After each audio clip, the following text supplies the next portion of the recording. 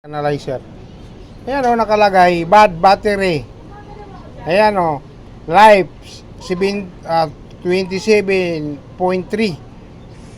HOS. Ang ibig sabihin yan, yung lifespan ng battery. Hindi sila dapat titingin dito sa voltahe. Kasi pag tumingin sila sa voltahe, 12.5 volts. Sasabihin mo, oo, hindi lubat yan. Dito sila titingin na yan o. Malay ba naman nila yan? Hindi. Palagay ko, Siguro ano yun sa mga... hindi tinuturo sa kanila, possible.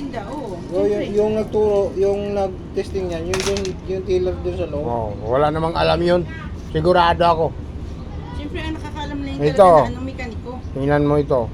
Kahit mekaniko, bihira nakakaalam paano gamitin ng scanner ng battery analyzer. O ito, 86%. Battery yan, no? Ayan, no?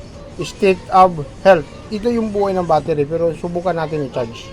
Kung magbabago ang reading na to. Dapat magbago ang reading na yan. Naman na pag tuwing bibili, Pag hindi nagbago yan, sira yung battery nga. bibili sila ng battery, kailangan mayroon Kaya nga ako nung nasa Honda pa ako, motor trade, bago ko ibigay sa customer, sinisigurado ko good and fast ang battery ibibigay ko sa'yo.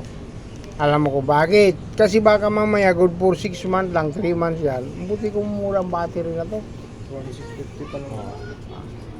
Ang iba hindi na dapat nga nito sinacharge bago ibigay. Sinacharge ba nila? Oh, diba? Binuksan lang nila. Kasi